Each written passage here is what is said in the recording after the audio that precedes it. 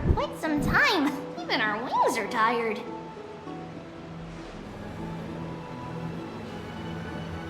Wow, you guys are well informed. You even know about the World Wide Web? Young people sure are full of energy. But it's been such a busy day. Where would we find the time to surf the web? What a strange thing to say. Anyway, let's go. I hope Aggie isn't annoyed from waiting too long. Oh, right. You can see the abyss from here. It's quite a nice place for a photo. Look, the Gate of Infinity. It's very eye-catching, isn't it? That's where we met.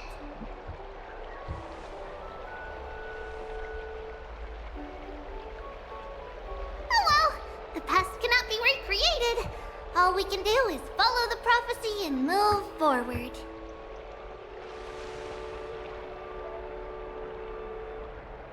Those are two different concepts. We can draw upon the power of the Veil of Evernight through prayer, and then salvage necessary items from the past for our own use. It isn't actually reversing time.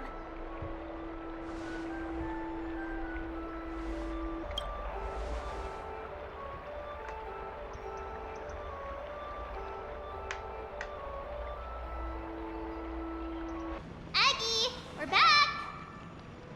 Thanks for your hard work. Is there any news from Trian? Not yet, but we've already figured out where the deserters are headed to. With a little more time, we'll be able to track down the location of Castrum Kremnos.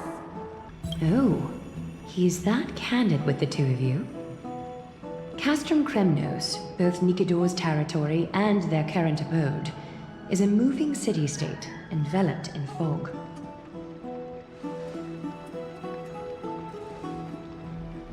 Let's talk about something less serious for now. Would you mind giving the three of us some space, Treeby? Of course. Hope you like this gift. As Treeby mentioned, the both of you spared no effort in protecting the holy city. I would like to present you with a gift in recognition of that. Welcome to your private bath chamber.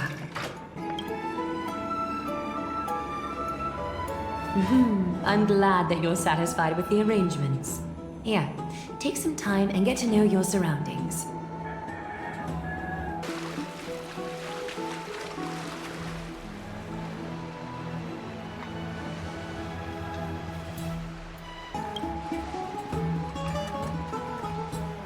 It's not your average wash basin. This ceremonial vessel belonged to the Chrysos heirs and is now my gift to the both of you.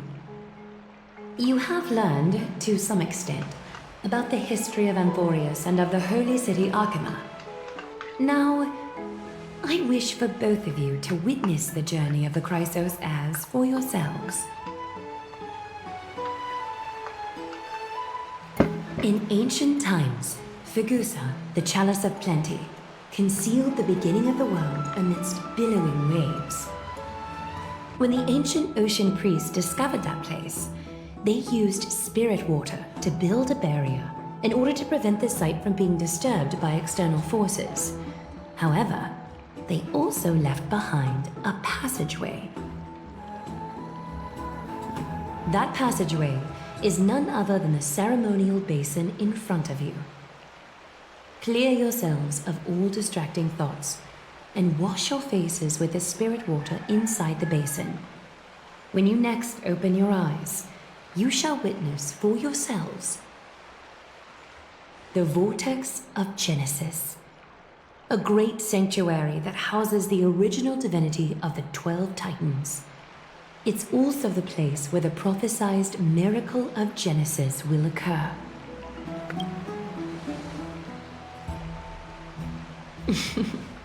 For your first time, I shall personally guide you into the depths. Close your eyes and hold your breath. Sever all other sounds and let my whispers fill your ears. Take a handful of the pristine water. Lift your palms in front of your chest and feel the water gently flow away through your fingers. Sink deeper and do this once more. Submerge your wrists in the spirit water. Familiarize yourself with its temperature, its touch. Spread your fingers, then lower your head and search for the palms of your hands.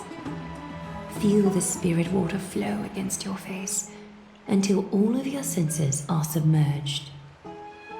Floating, sinking, diving into the depths.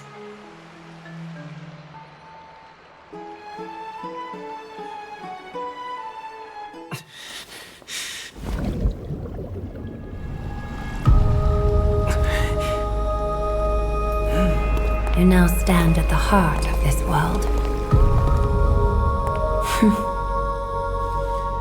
Now, I require your honesty.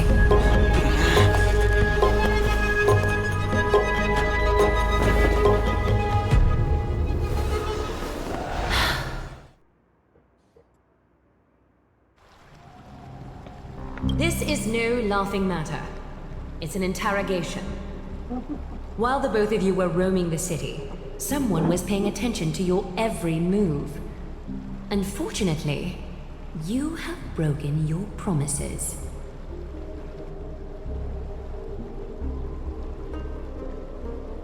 The Holy City's fate is as fragile as threat.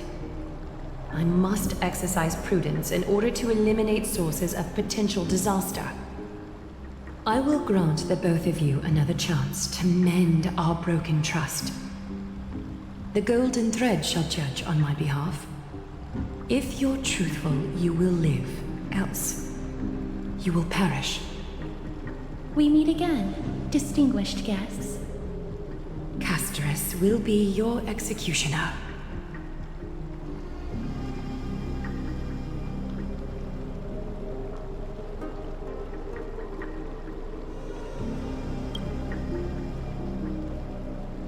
A reasonable request. It is indeed my oversight for failing to tell you everything in time. There have always been people in Amphoreus who looked beyond the skies. Indeed, there used to be a usurper nation that spared no expense in constructing skyships with the desire to break through the blue sky and reach the stars. However, Aquila's divine punishment fell the instant the fleet of skyships took flight. An entire city-state, along with all of its subjects, was reduced to ash in that moment. It's not that Amphoreus is unwilling to head toward the stars. Yet, anyone who even thinks about breaching the firmament would undoubtedly infuriate the gods, causing this land of the living to burn, and an entire nation of mortals to perish. The Eye of Twilight is only one example of this. This is forbidden territory which can never be ventured into.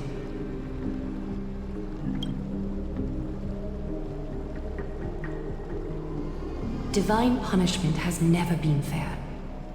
As Okima's guardian, I must do the same.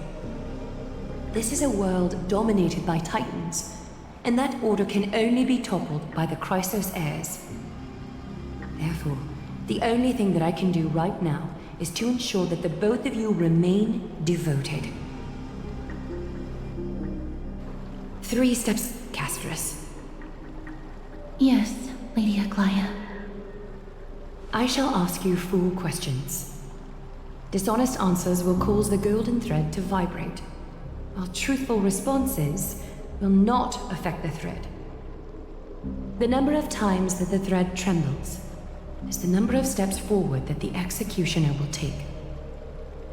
If she isn't standing behind you after all 4 questions have been asked and answered, the both of you will have passed this test.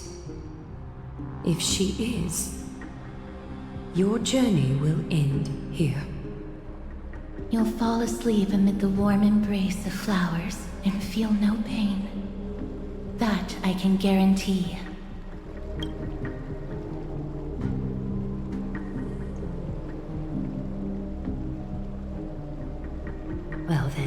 begin. Question 1. Outlanders, why have you come to Amphoreus?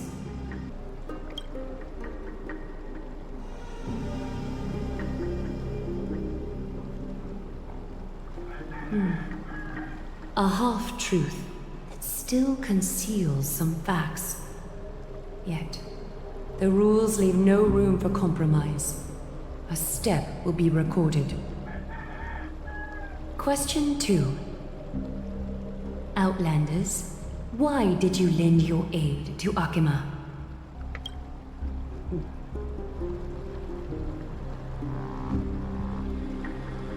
A response that is certainly full of spirit, but lacking in sincerity. A step will be recorded. Question 3. Outlanders, if the current situation changed dramatically, could you eventually point your blades at Akima and its citizens?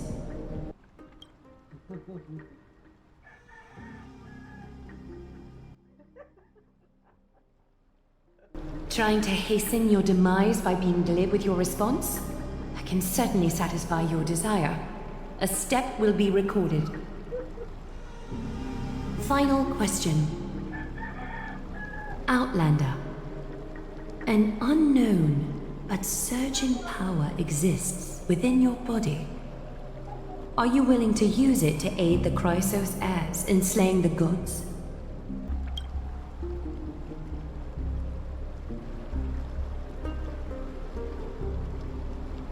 An angry threat, but one laced with uncertainty. You don't understand the power within your body either. A step will not be recorded this time.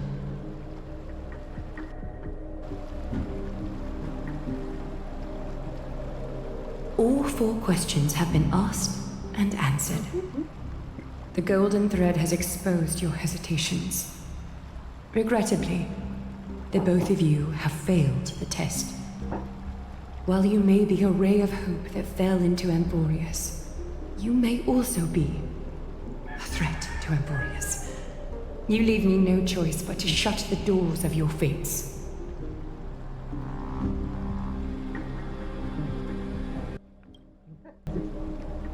For the Holy City, I am willing to bear all the traits that others despise, and use every heartless yet effective trick in the book. Castris, please, give our guests a merciful farewell. Don't be nervous. Please, relax.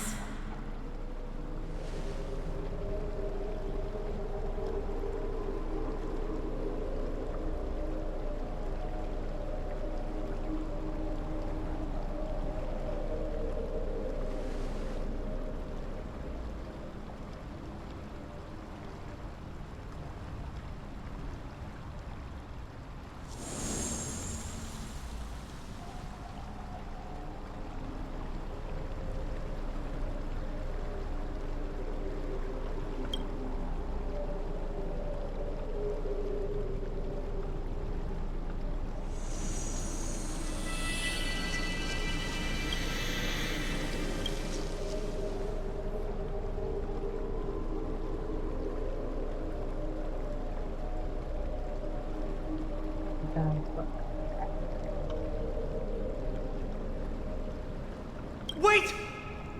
This story can't end just like that. Final. Not quite, friend. You're still alive and kicking. You've been on Amphoreus for such a short time. Even someone as ruthless as Thanatos wouldn't end a journey so hurriedly. Aglaya, as the first local to encounter them, I have some thoughts I would like to share regarding their fates. Do speak your mind.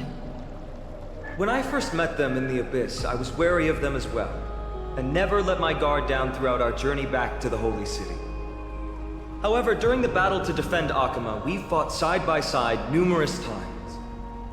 The look in someone's eyes in moments of life and death never lies. And I was able to detect the conviction in their eyes back then. That's why I was willing to put my life in their hands. Please believe a warrior's intuition. At present, Akima is desperate for aid, and I am loath to lose two allies just like that. Isn't this what Miss Casterus believes as well? Yeah. I'm more willing to view death as a peaceful farewell than a punishment.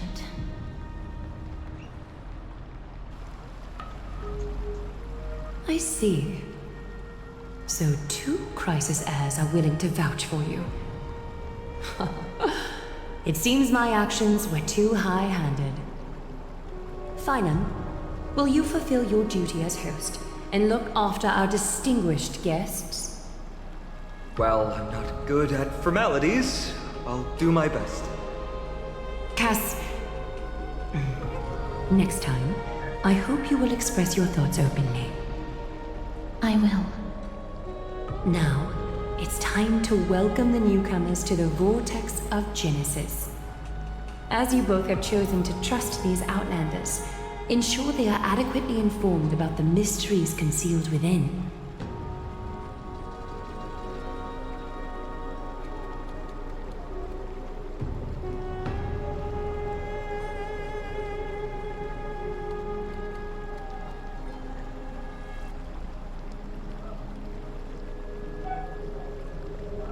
Regardless of your choice, the Chrysos heirs will continue to follow the path in the prophecy.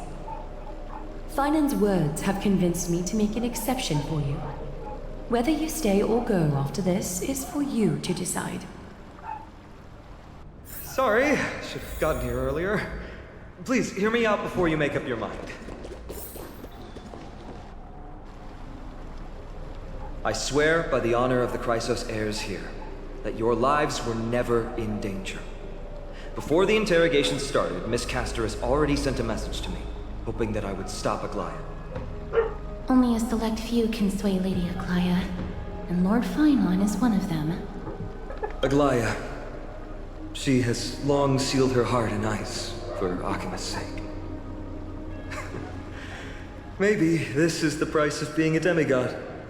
Standing among mortals, yet still so far from them. One more thing to explain. Let's not worry about that for now. You'll soon find out that Amphoreus' deepest secrets are all hidden here. Well, first, kindly look upward.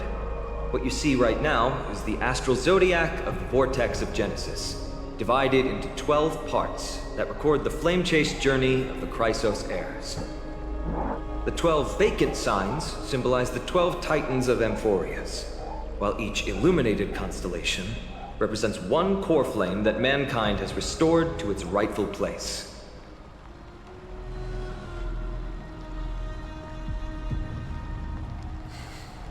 The generations before us paid a heavy price for that. The journey of the Chrysos heirs once faced immense hurdles and made no progress for a very long time. It was Aglaya and Tribi who rallied the Chrysos heirs from all over the world once again, leading us to re-embark on this prophesized journey. And they are the only two demigods in the Holy City. While Tribi, Trian, and Trinon are three individuals, I suppose they're considered one single divine essence. In the past, the Titans were the pillars of the world. Yet the prophecy's revelation is that these 12 pillars must be shattered and the world's order reconstructed. But here's the problem. After the fall of the old gods, someone must hold up the broken pillars and fill the vacant seats until the coming of the miracle of Genesis. Otherwise, the entire world will collapse before the prophecy comes true. Aglaya and Tribi have already laid their own gods to rest, making them now both human and divine, as well as the bearers of Amphoreus' fate.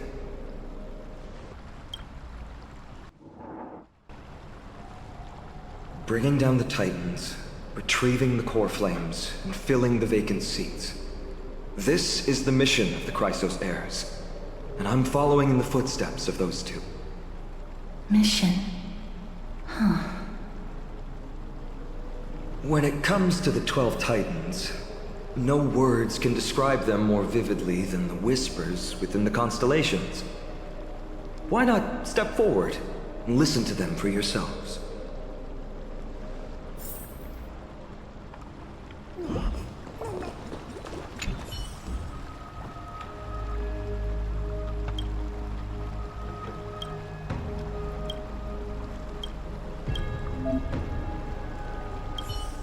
So, did you hear it?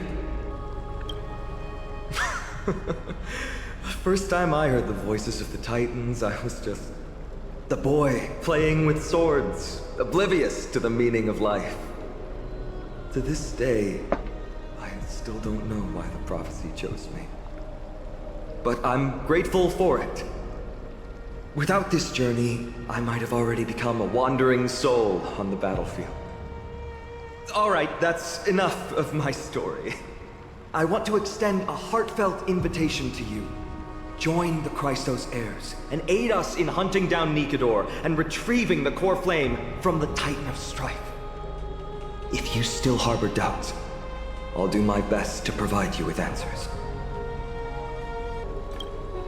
The path ahead is bound to be perilous, and I won't impose my will upon you. Yet, if you choose to stay, I, Finam, from Aedes Elysiae, will spare no effort to bridge the gap between you and the Chrysos heirs. Thawing the ice in Lady Aglaya's heart won't be easy. But I will do my best as well.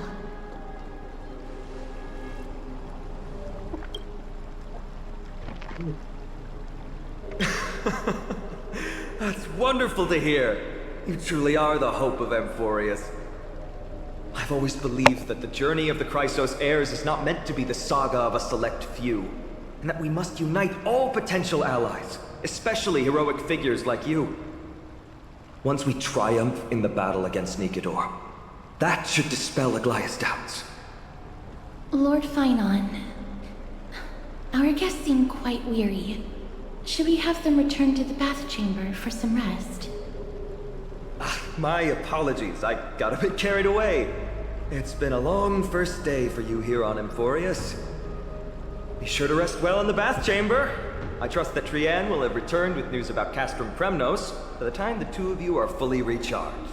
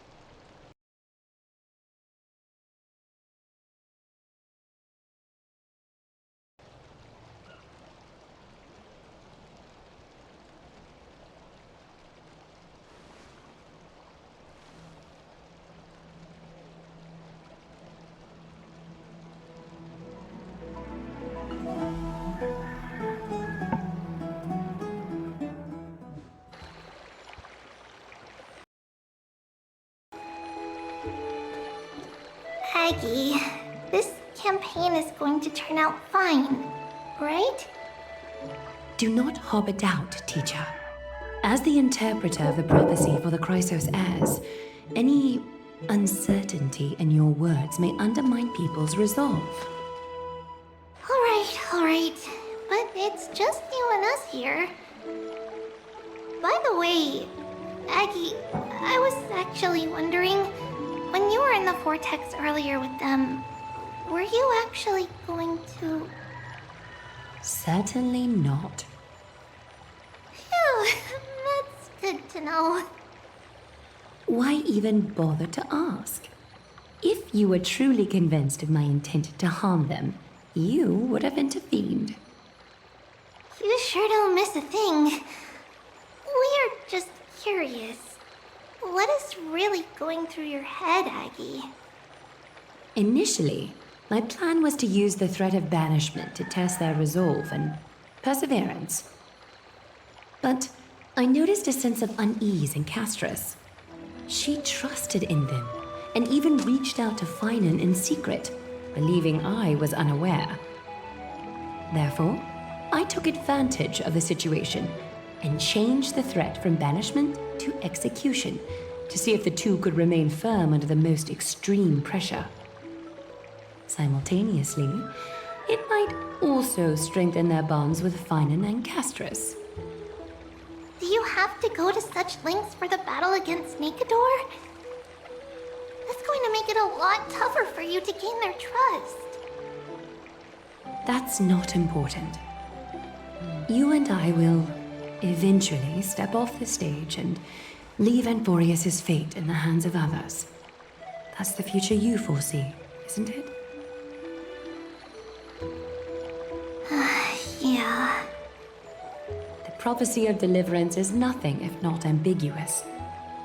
It urges us to defy the gods, yet refrains from providing a clear glimpse of what lies ahead. Right now, it is people's faith in the prophecy that unites them around the Chrysos heirs. Should a time come when their faith is shaken, all will crumble. Hence, we must be prepared. When our task is to craft the armor for the deliverer, what harm is there if you and I don humble attire? Eggie, have you noticed? You keep saying you don't believe in humanity's altruism, but your actions are a counterexample. Perhaps it's because my humanity is distancing itself from me. Another never-ending dawn. How bright is the day, and how long is the night. The golden thread hangs unusually silent today, as if the heavens, earth, and ocean are all holding their breath. Could they be mourning the impending downfall of a titan? Unwinding in a bath sounds appealing now. Would you care to join me? Let's go, Aggie. When have we ever been able to say no in all these hundreds of years?